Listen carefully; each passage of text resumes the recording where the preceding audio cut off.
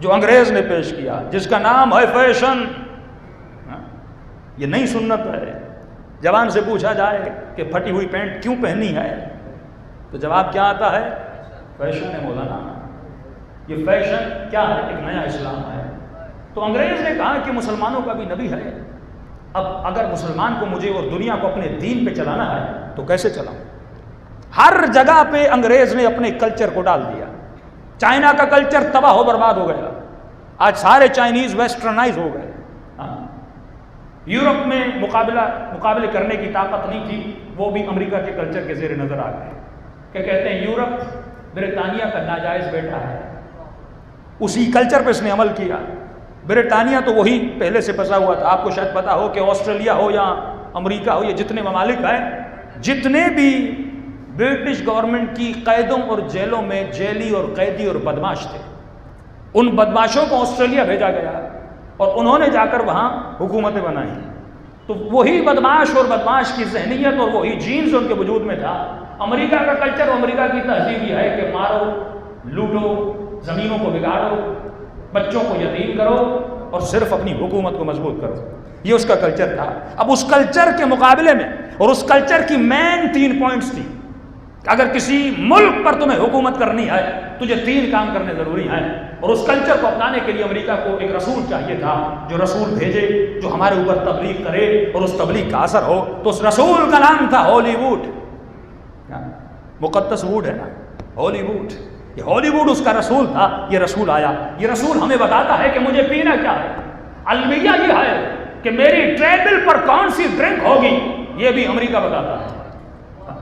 کتنا ہی ہے ہمارے وجود کے اندر. میری ٹیبل پر پیپسی ہوگی یا 7 اپ ہوگی یا مرنڈا ہوگی، جو بھی ہوگی یہ بتاتا کون ہے؟ یہ رسول ہے، جو ٹی وی ہے، جو سنیما ہے، جو مجھے سکھاتا ہے. میرا بچہ کون سا لباس پہنے گا، کون سی پینٹ پہنے گا، کون سے فیشن میں چلے گا، اس سال یہ فیشن، اگلے سال وہ فیشن، یہ کون بتاتا ہے؟ یہ تجھے رسول عربی نہیں بتاتے، یہ تجھے امریکہ کا رسول بتاتا ہے کہ تجھے کون سے فیشن پہ عمل کرنا ہے.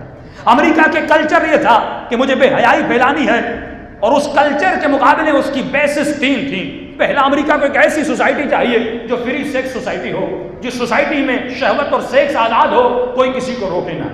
دوسرا، امریکہ کو ایک ایسی سوسائٹی چاہیے تھی جو فری الکوہلک سوسائٹی ہو، ایک ایسی سوسائٹی جہاں پہ شراب کو آزادانہ پیا جائے. جب مست ہوگا تو سوچے گا کہاں سے.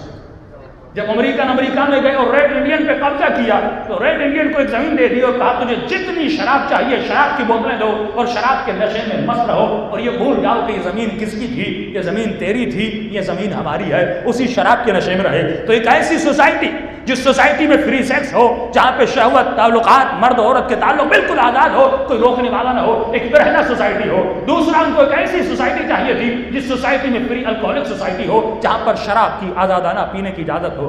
تیسرا، ان کو ایک ایسی سوسائٹی چاہیے تھی جس سوسائٹی میں سود کا نظام ہو، حرام کا نظام ہو. سود کے نظام کا مطلب یہ ہے کہ پیسے والا اے سی روم کے اندر بیٹھ جائے، پھر بدن کسی اور کا، دماغ کسی اور کا کام کرے اور یہ کماتا رہے. بینک سے بیچارہ لون اٹھاتا ہے، اب اس کے لیے کوئی گارنٹی نہیں ہے کہ یہ لون سے کارخانہ کھولتا ہے. اگر یہ کارخانے میں وہ شکست بھی ہو گیا، اسے نقصان بھی ہو گیا، اسے بینک کو پیسے بھر کے دینے ہیں، لیکن سرمایہ دار گھر میں سکون کے ساتھ بیٹھا ہوا ہے. تو 3 اس کے نشانات تھے. اگر دنیا پہ حکومت کرنی ہے تو تمہیں فری سیکس سوسائٹی کو بنانا ہے. اگر دنیا میں حکومت کرنی ہے فری الکوہلک سوسائٹی بنانی ہے. اور اگر دنیا میں حکومت کرنی ہے تمہیں سود کا فری نظام وہاں پہ بنانا ہے. اب تینوں نظاموں کے سامنے اگر کوئی دین کھڑا تھا تو وہ دین اسلام تھا. چائنا کھڑا نہ ہو سکا کیونکہ اس کے پاس دین و شریعت نہیں تھا.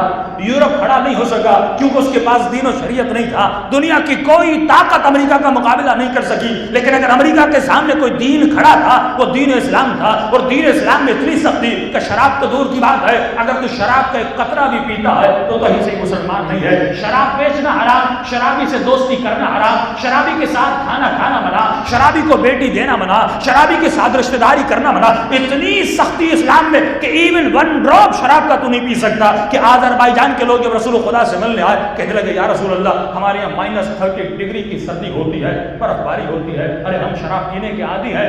کچھ زیادہ نہیں، 1 کپ شراب پینے دے دو تاکہ بدن گرم رہ جائے. ہم پھر سارے مسلمان ہو جائیں گے۔ رسول نے کہا ایسا اسلام تجھے مبارک ہے، سردی ہو یا گرمی ہو، کہ یہ بتا جو شراب مکے میں پیا جاتا ہے اور جو شراب آذربائیجان میں پیا جاتا ہے کیا دونوں میں فرق ہے؟ کہ یا رسول اللہ کیسا فرق؟ کہ یہاں کا شراب بندے کو مست کرتا ہے، آذربائیجان کا شراب بھی مست کرتا ہے۔ کہا یا رسول اللہ مست تو کرتا ہے، کہ جب مستی ہے تو ایک قطرہ پینا بھی حرام ہے، چاہے مسلمان بنو نہ بنو لیکن شراب پینا تیرے اوپر حرام ہے۔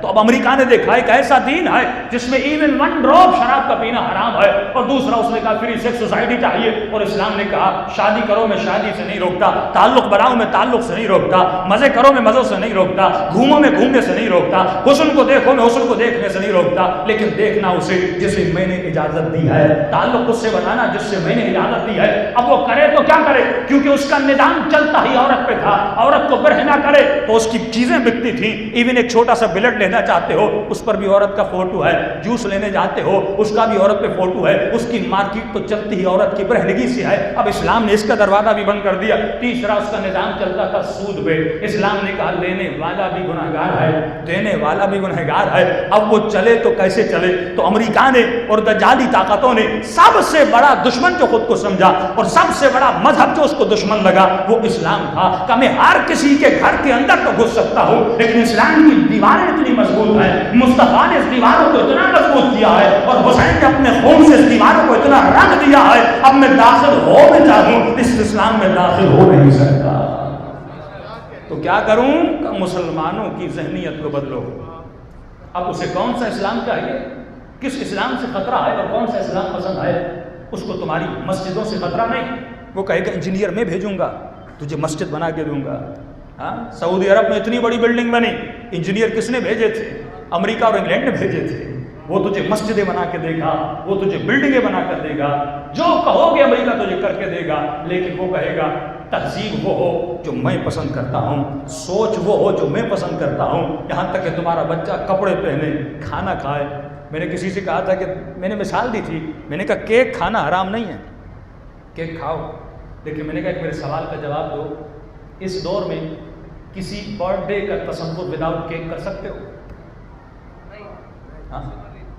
بچے کا برتھ ڈے مناؤ، بریانی رکھو، کڑھائی رکھو، اپنے سنتی اور کلچرل کھانے رکھو، لیکن اس ٹیبل آف برتھ ڈے پر برتھ ڈے کیک نہ ہو۔ بچہ کہے گا میرا برتھ ڈے ہوا نہیں۔ یہ برتھ ڈے کیک کہاں سے آیا؟ یہ کس کا کلچر تھا؟ یہ ویسٹرن کلچر تھا۔ آج ہم ویسٹرنائز اتنے ہو چکے کہ میرا برتھ ڈے تو دور بات ہے، میرے کسی امام کی ولادت کا اگر جشن بھی منایا جاتا ہے تو اس میں بھی ویسٹرن کلچر کا ہونا ضروری ہے۔ جب تک 13 رجب کے جشن میں کیک نہ کٹے تب تک مولا علی کا برتھ ڈے نہیں ہوتا۔